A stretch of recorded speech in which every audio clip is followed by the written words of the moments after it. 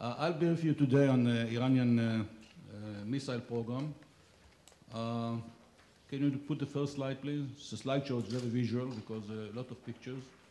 Oh boy, small screens.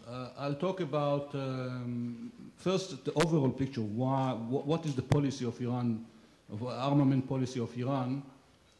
I'll talk about their breakthroughs in their missile program. And I'll talk about some effort to trivialize it. From some circles in the United States, it behooves their interest to trivialize the thing, and I'll argue the point. And of course, the implications, let me put the end in the beginning. I think that Iran's missile program has a global impact now. It's way beyond the Middle Eastern impact. We're talking about the threat on Israel, it's there. They are coming up every now and then with new missiles, longer range, better capabilities, but the distance between Iran and Israel remains the same. So what you see behind it is an overarching policy which I think is even beyond the Middle East.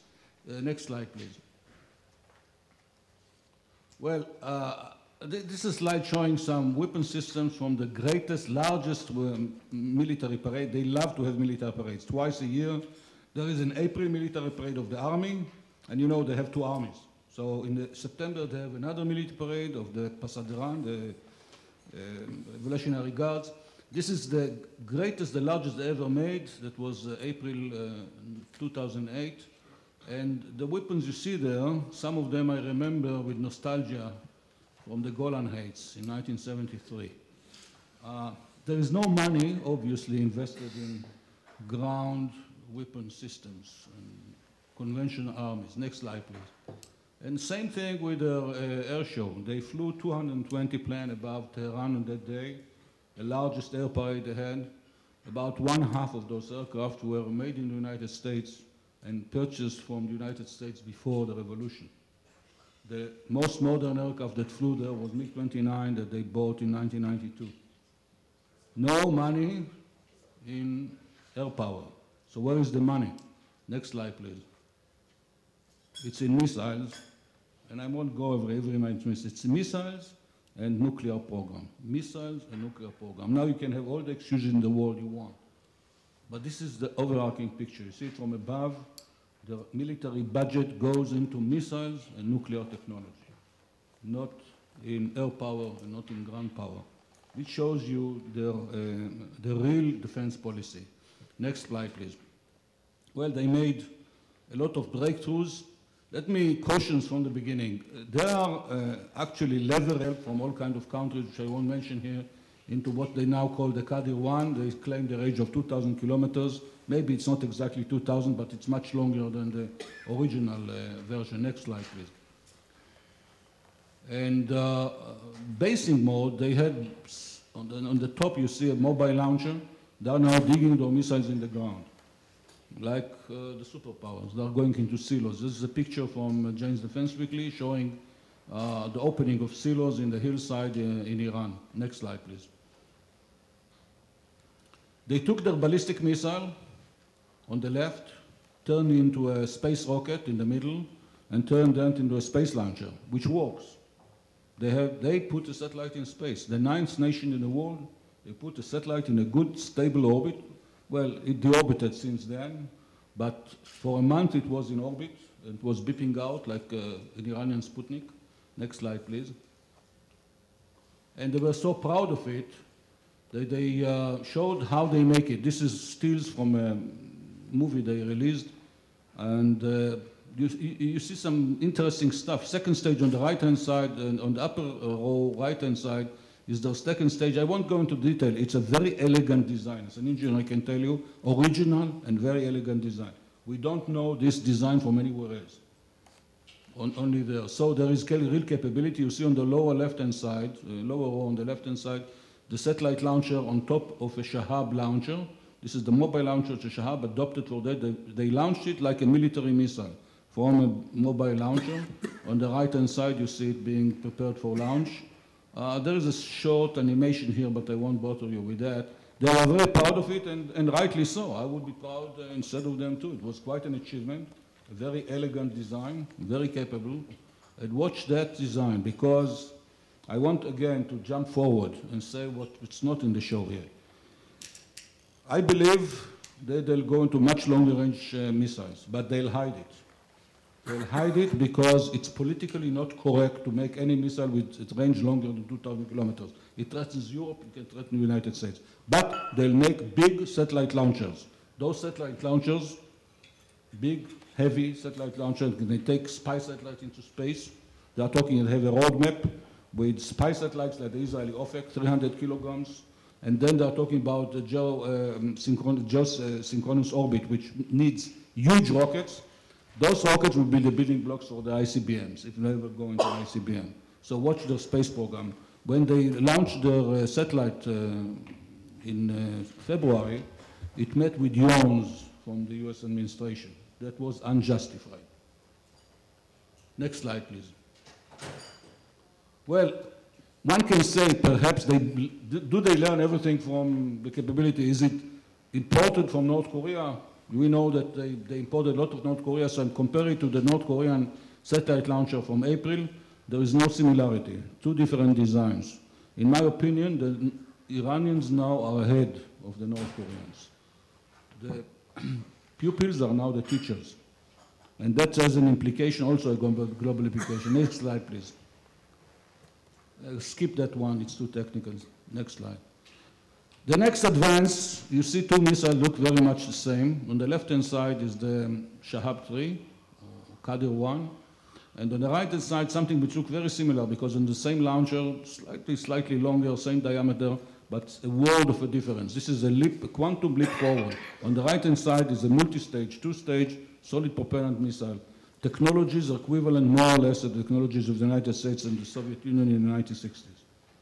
While the left-hand side is all technologies of the 50s. This is a great leap forward. Next slide, please. Just a second. Is there a difference in range? Yes, I'll speak about that. Oh. Now, they made several tests, and the first test was they announced it.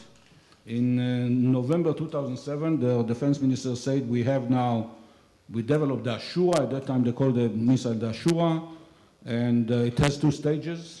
And it's solid propellant, and the range is, and now we have two strategic designs. And the words, I have this clip with me, very precise. It said, in Persian, by the way. What I'm saying now is translation to English, and I hope the translation is accurate. We have two designs, the Shahab-3 for 2,000 kilometers, and the Ashura for more than 2,000 kilometers. Well, a year later, they fired the next test in front of the camera. You see the picture here. And Ajay was interviewed, you can see it in Memory TV, when he's saying, yes, we have now, it's called Sejil, changed the name. Why they changed the name is one a mystery to me. They changed the name, they changed the colors, I don't understand it. But anyway, they changed the name, and now it's a Sejil, and he said the same thing. We have it's a new missile, large leaping capability, two stages, composite solid propellant, and the range is almost 2,000 kilometers. I can show you the clips in Persian. This time in Persian, but in front of the cameras. So what you see here is a very deliberate effort to backtrack. Now, this 2,000 kilometers for them is the magic number. By the way, it increased. 10 years ago, it was 1,500 kilometers. It was the magic number. Said, we'll never pass that. Now it's 2,000 kilometers. But I think they have a capability of more than that right now. So, next slide, please. Well, the next test happened shortly afterwards, about 6 months later. They fired another one of those things. And this time, US administration stopped yawning and paid attention. And we heard Robert Case saying that missile with a range between 2,000 to 2,500 kilometers, although he said at the present time, I think they are more on the lower side of that range. Even Gary Seymour from the NSC related to that said that they made their own design, the rockets are their own design. Again, it confirms what I said, that they are ahead of the North Koreans now. The North Koreans have no capability like that. Next slide. And the reconstruction of that missile, I won't go into the detail, but just look, this is a missile of 21 ton, more than 21 ton. I compared to the fifth generation of American solid propellant missile, Polaris A1, which was about 14 ton, and a Minuteman one, which was 33 tons. So you see, it's a big missile. It's not trivial. It's a big missile comparable to the first generation of modern American missiles. Now, when I say that United States, people usually don't like it. It's like I'm trivializing the United States. How comes the Iranians can do things which the United States could do in the 60s? Well, that the Iranians are small, wiry, dark, and speaking in strange language doesn't make them stupid. They are human beings, they are smart like everybody else, they've got excellent engineers and excellent technical schools. Some of their works are being presented in the United States. I was amazed when I don't have it with me, when I saw a presentation of an Iranian scientist in Cincinnati in 2007 on something which is called thrust termination, saying that thrust termination is needed to separate stages in satellite launcher. Thrust termination is needed to one thing, ballistic missiles. But that was presented in a conference in the United States, and it's a very good paper, technically. They have the infrastructure, the manpower to do advanced stuff today. Again, the politicians bluster, they show more than they can do, but underneath that is real capability. So it's a big missile. Next slide, please. Well, they're not home yet. The missile has a lot of problems, it has failures, but what's impressive is the rate. The pace is almost feverish. In 2005, the former minister of the State, Shamkhani, announced that they developed that 2 solid propellant rockets. 31 months later was the first test. Not bad at all. This is an achievement that even a Western country would be pleased with. And then 1 year later, they made another test in front of the camera. It failed. They corrected the failure. 1 year later, they fired another one. It failed again. 6 months later, they fired another one, which was successful. What does it mean? It means that they have a lot of telemetry. They have the information. They have the engineers sitting down and understanding what's happening. They know how to fix it. And they have a son-of-a-gun program manager who knows how to run things. So this is real capability, and this timetable is very, very impressive. Next slide. But when you see the space program, it's even more impressive. In 2005, they announced that they are really going to fire a satellite in about a year time. Okay, didn't take a year, but it took 30 months. In 30 months, they fired the first, boy, that's the wrong slide. Can you go to the next slide? Yeah, that's the one. In 30 months, they fired a prototype, which was unsuccessful. 6 months later, they fired the first satellite launcher, which worked more successfully. They fixed the problems of the first one, and 6 months later, they had a satellite in space. That's very, very impressive. And I'm saying as an engineer who did a lot of development in his life. Next slide, please. Whether does it mean also that they have all the infrastructure is another thing. Internationally, they are not allowed to buy all the infrastructure which is needed for those missiles. But the missiles are there, that means the infrastructure is there. Somebody is selling them serious machinery. Now, all the intelligence agencies, including CIA, know exactly who is selling them, but it's not politically correct to mention the names of those countries. Next slide. Well, I want to diverge a bit to the efforts to trivialize the Iranians' effort. It meshes up with overall worldview of certain political circles in the United States to show that the Iranians have no real capability. They are just amateurs and there is blustering and it's not real. So a report came out in May, 19th May 2009, about Iran's nuclear and missile programs. And the picture is of a solid propellant missile taking off, Iranian solid propellant missile, but if you read it, I sped read it, and I found the specials saying the Iranians, well, we don't know about the Iranian solid propellant, so we don't count it in. And then, next slide, please. That report dealt on 3 subjects, Iran's nuclear program, Iran's missile program, and it was dealing with the need for defense against Iranian missiles in Europe, but I won't go into that. That's really an American angle. What's interesting for us is the nuclear and missile angle of this report. Next slide, please. Well, about the nuclear program, it says, okay, they are enriching, they have the capability to make nuclear weapons if they want, but since they are under supervision of the AEA, everything is all right, because if they try to enrich, to a higher level. They'll have to kick out the inspectors, and then the international community will take steps. Famous last words. I think last time we heard them in North Korea. Now they have the bomb. But that was written by eminent US persons, including scientists, and I'm ashamed to say some of the names associated with this report. Very eminent.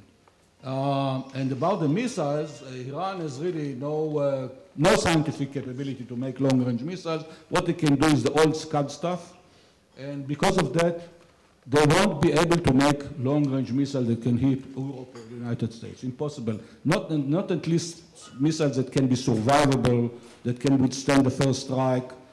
They can play around with a lot of small rockets, but not the big stuff. That's what the report says, trivializing, saying that the Iranians' capability has meaning only in Middle Eastern context. That means it's not our problem, it's a problem of the Israelis. That's exactly, well, it doesn't say it in so many words. So, and then there is a conclusion, make peace in the Middle East and everything will be all right. So it's not our problem, it's not a problem of the United States, it's not a problem of Europe, it's a Middle Eastern problem. Next slide. And well, that's the conclusion. You can read it for yourself. Well, I don't know if you know, but the people in the right, my age, used to read the Mad magazine in its time. And when I read this conclusion, next slide, please. I was reminded of Alfred Newman, the author of the report, what me worry. So, well, the Iranians were very insulted by this report, apparently, because it patronizes the Iranians. They say they cannot do what we in the United States and the Russians could do in our time. We invested all this effort. How come the Iranians will never be able to emulate it? So I think they were very insulted. The report came out on May 19th. But on May 20th, next slide, they found, you saw this slide already, but that was the next day. The Iranians flew up, and then next day, Robert Gates said, yes, it's a real missile, the real capability. Well, the authors of this report were very, very embarrassed, very embarrassed. So 10 days later, they came with a rebuttal. They corrected themselves. Next slide, please. And said, yes, they have some capability of solid propellant missile, but if they want to make a 5,000-kilometer missile that can threaten Europe, it will look as big as the one on the right-hand side. Huge, 32 meters long, 65-ton weight. This is not a missile that can really operation. You can't put it on a mobile launcher. You can't dig it into the ground, so it's not meaningful. Therefore, back to what may worry, no problem. What they can do is the small rockets that can worry the Israelis, not us, the Americans, and not the Europeans. Again, trivializing hunting, bring the Middle East. Next slide. Well, that made me very interested, so I put my computer to work, made it smoke, and calculated the real range of the Sejil. And the range came out to about 2,500 kilometers. This is the real energetic range of this missile. That means that is the distance between Tabriz in West Iran and Warsaw. The missile, as it is now, the capability, once it's operational, will threaten at least 6 European Union countries, way beyond the capability in the Middle East. Well, next slide, please. And if you think that Tabriz is in the edge of Iran, somewhere, Tabriz area is as big as half of Syria. You can hide hundreds of missiles there. It has mountains and valleys and canyons, and it's a big area, huge. So they can hide all the missiles they want in the world. Next slide, please. And threaten Europe with that. But I also calculated what do you need to hit 5,000 kilometers away with that technology? And I came out it was something much smaller, about 50 tons is enough, which is already mobile. But the next question is, next slide please, why 5,000 kilometers? 5,000 kilometers the Iranians will need if they want to threaten Reykjavik, Iceland. Why should they threaten Reykjavik, Iceland? This is way beyond. If you want to threaten Europe, it's enough, next slide please, it's enough to threaten London or Paris. It's enough. If you threaten Paris, that's actually threatening Europe. But if you, I chose London as a point in order not to insult the British. Let them be in the range too. So I calculated what's needed with that technology they have now in order to hit London. Next slide, please. And I came with a missile. You can see on the left-hand side is the present Sejil. On the right-hand side is a slightly bigger missile with the same warhead. Can hit London, and if you put it on a launcher, the launcher will be about the present launcher, the mobile launcher, very mobile. So it's a real capability. This is the meaning that Sejil is a breakthrough. It's a breakthrough, it's a quantum leap in capabilities. Next slide, next and last slide, please. So what are the implications? As I said, first you saw they have a lot of missile programs. The rate is feverish. They're investing the money, they're building the infrastructure, they're building the human infrastructure. By now, they have already 5 or 6 generations of engineers graduating in their own schools. They are the program leaders, and apparently they're good program leaders. The solid propellant Sejil is, as I said, is a breakthrough both technologically and strategically. The import of this thing is, the impact, the implications, 2 things. First, you saw they have the ranges to reach Europe now, and if they want, in a 5 or 6 years' time, they can reach all the way to, if they want, they're talking about capabilities, not about intentions, all the way to the Atlantic Ocean. On the other side of the Asian continent, since they are connected with the North Koreans, and since by now they have better technologies than North Korea, and I advise my Japanese friends, up to now, we looked at what's happening in North Korea to guess what's going to happen here. Now let the Japanese look what's happening here, because that's going to happen in East Asia. And with that unpleasant thought, I'd like to conclude.